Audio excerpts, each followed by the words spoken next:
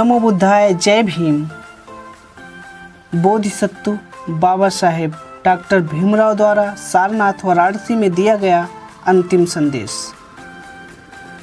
महात्मा गांधी काशी विद्यापीठ 25 नवंबर 1956। बौद्ध धर्म ही मानव धर्म है, क्योंकि बौद्ध धर्म का प्रारंभ ठोस आधार पर हुआ है और मानव कल्याण के लिए इससे उपयुक्त धर्म और दूसरा कोई नहीं है। प्राचीन काल में आर्यों तथा नागों में सर्वप्रथम युद्ध हुआ और आर्यों के पास घोड़े होने के कारण उन्होंने नागों पर विजय प्राप्त किया और नागों को गुलाम बनाकर हिंदू बनाया। बौद्ध नागों का दमन करने के लिए आर्यों ने अनेक बार प्रयत्न किया। इसका उदाहरण महाभारत के अनेक स्थानों पर प्राप्त होता है। इसके बाद आर्यों ने ब्राह्मण धर्म को व्यापक बनाया। चातुर्वर्ण व्यवस्था और अस्पृश्यता का उद्भव भी इन ब्राह्मणों ने ही किया। बौद्ध धर्म ही मानव धर्म है। करुणा का प्रचार कर बुद्ध ने उस समय पद दलित व्यक्ति के मन को आकर्षित किया और उसे सही रास्ता दिखाया। छात्रों को संबोधित करते हुए बाबा साहेब डॉक्टर भीमराव अंबेडकर ने कहा कि सही ज्ञान का आराधना करें। केवल कॉलेजों में जाकर घर चले आएं तो इससे उनकी उन्नति नहीं हो सकती। हिंदू धर्म की जड़ में खराबी है, इसलिए हमें उचित धर्म की आराधना करनी चाहिए। मेरे समझ में बौद्ध धर्म ही उचित धर्म है, जिसमें ऊंच नीच जात पात आदि भावनाएं विद्यमान नहीं है। प्रत्येक बौद्ध के लिए अनिवार्य है कि वह प्रति रविवार को बुद्ध मंदिर में जाएं और वहां उपदेश सुने। यदि ऐसा न होगा तो नव दीक्षित बौद्धों को धर्म की जानकारी नहीं हो सकेगी।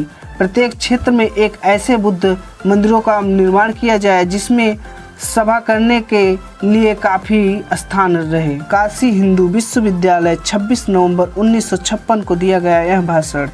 गंभीरतापूर्वक विचार करें कि हमारे धर्मशास्त्रों में वर्णित जीवन क्या है और हमारे संविधान के साथ साम्य रखते हैं। यदि नहीं तो क्यों? या तो हिंदू धर्मशास्त्रों को जिंदा रखा जा सकता है या भारतीय संविधान को, दोनों को एक साथ नहीं। अछूत बौद्ध धर्म को अपनाएं। भारत के अछूतों का कल्याण बौद्ध धर्म अपनाने से ही संभव है। हिंदू धर्म में व्याप्त असमानता, भेदभाव, अन्याय एवं कुरीतियों बौद्ध धर्म ग्रहण करने से दूर हो सकती हैं।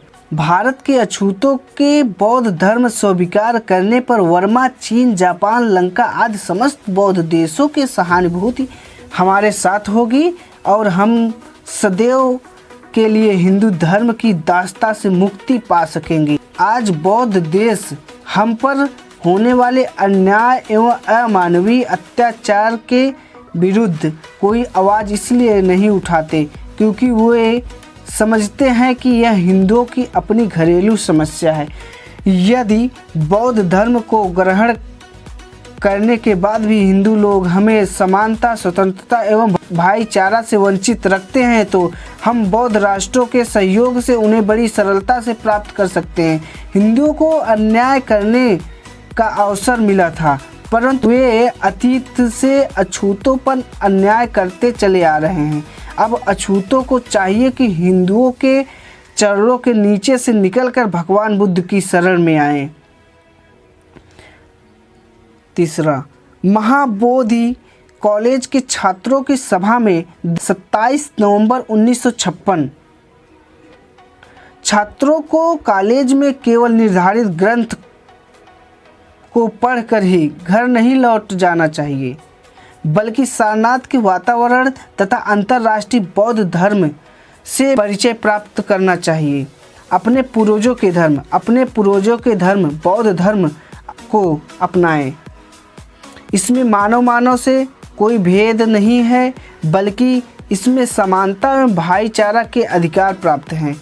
यह उच्च आदर्श स्थापित करता है। जिस प्रकार विभिन्न नामों तथा विभिन्न दिशाओं से आई हुई नदियाँ समुद्र में मिलकर एक हो जाती हैं, उसका नाम ही समुद्र हो जाता है। उसी प्रकार बौद्ध धर्म को मानने पर भी सभी समान हो जाते हैं, किसी प्रकार की विषमता नहीं रह जाती।